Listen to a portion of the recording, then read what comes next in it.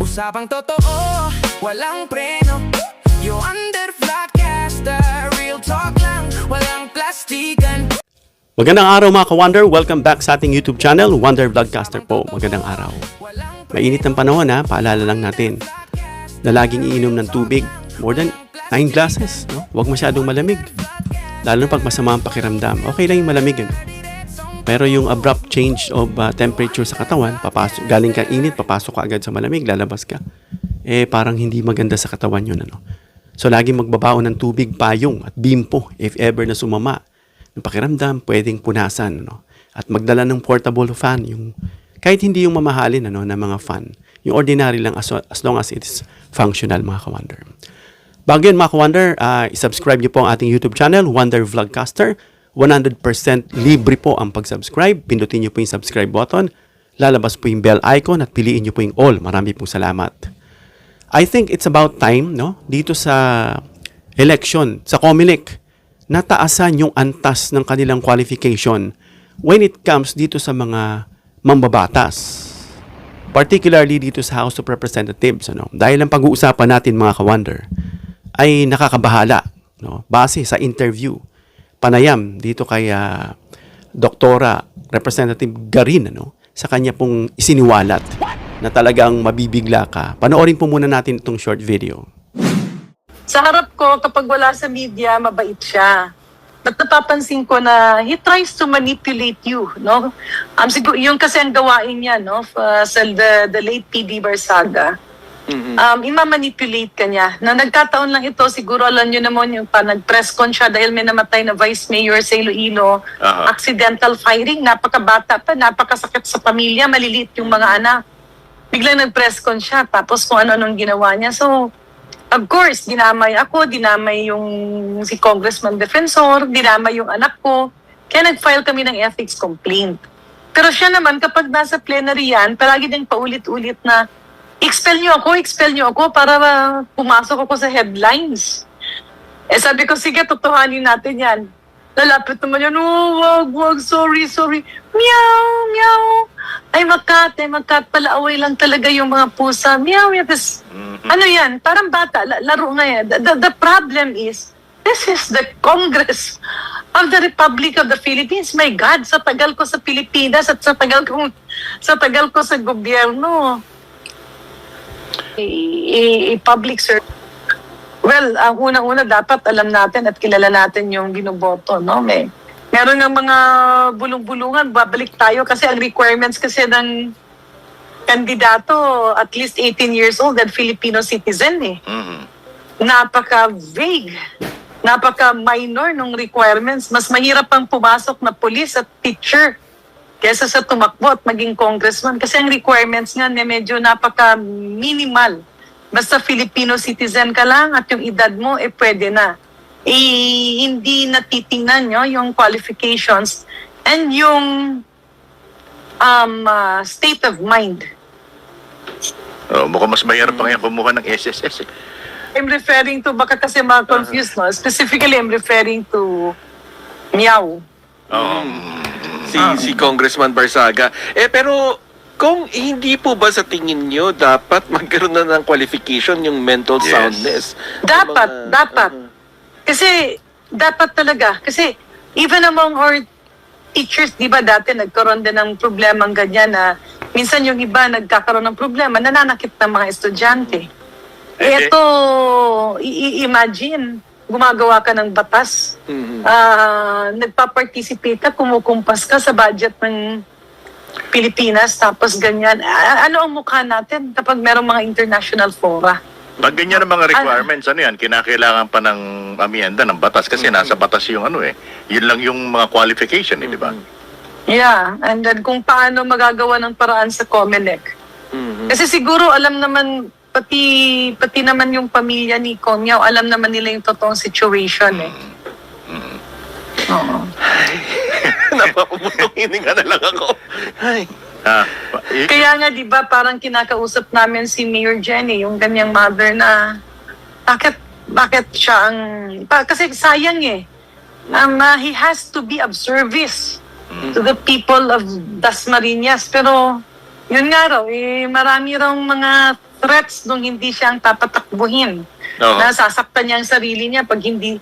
Yun na lang ganun nasasaktan mo ang sarili mo pag hindi ikaw ang tatakbo. Oh, Kung Janet, So yun nga mga ka-wonder, ano?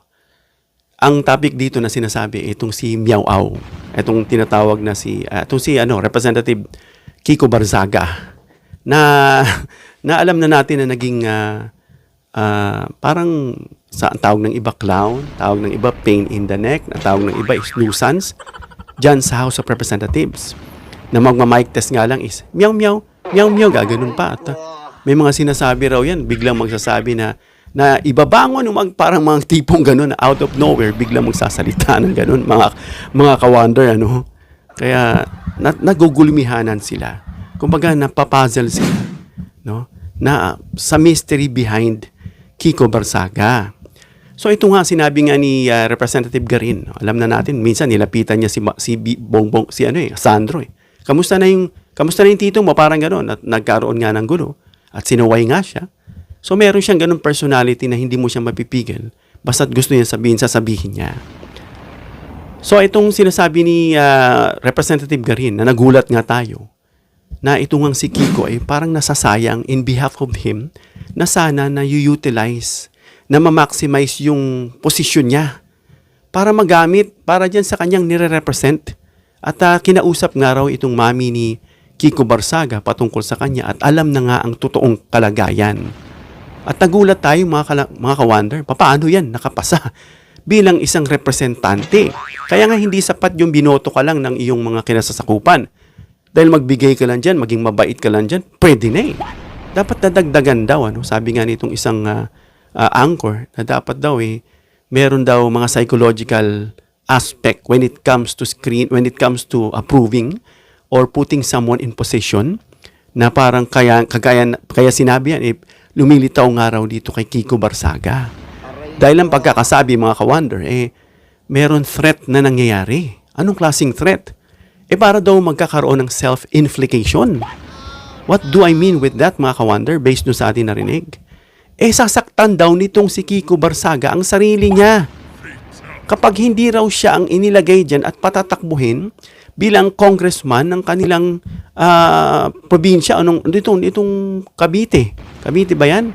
Yung lugar niya? No? Ano man yung kinasasakupan ni Kiko Barzaga? Na kung hindi raw siyang ilalagay dyan, sasaktan niya yung sarili niya. So kung baga napilitan itong magulang, ilagay na lang siya. At hindi naman pala lingid sa kaalaman yan nila Garin at nung iba, bakit nahayaan pa yan? No? Yun nga ang sinasabi na sana, kung itong man pasok no sinasabi nating election code or omnibus election code, na taasan yung antas, no? O kung nakasaad man yan sa batas, baguhin.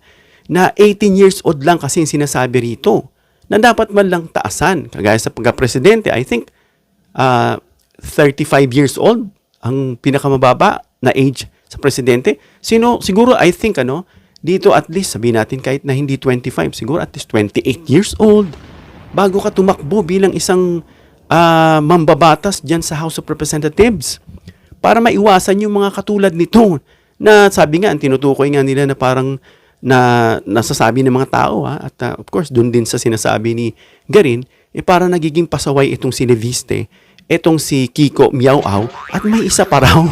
Sayang hindi lang natin narinig, kasi may mga sasabihin pa sana si Garin, medyo na-interrupt nitong anchorman. Sayang, na dapat hayaan muna nilang matapos bago sila mag-butt-in. Yun nga, sayang, hindi pa na-maximize yung sasabihin. At yun nga mga ka-wonder, so nakaka-wonder, nakaka-bahala, na ang ilalagay mo dyan, dapat technically, meron sinasabing psychological test. Kumuha ka nga lang ng lisensya sa bangbang, meron pa sinasabing neuro, di ba? May sinasabi pang LTAP, may sinasabi pang license dun sa baril mo, at ikaw mismo meron din license. Mahirap pa kaysa pag-apply, kasi dapat doon, sabi lang daw, pag-apply mo 18 years old and above and a Filipino citizen, dapat hirap-hirapan nyo naman. Kaya nga tuloy yung iba, mga kilala ko naghuhugas-hugas lang dyan ng kung ano-anong sasakyan, motor, nakatambay lang pawalis-walis, tumakbo na ngayon. Naging kagawad na, yun, kagalang-galang na siya. At yun na, yumaman na siya. Yun ang kwento. Unfortunately, so sad ending. Yumaman na siya. Hindi dahil sa nalulungkot tayo yumaman siya. No? Pero kasi it shouldn't be that way.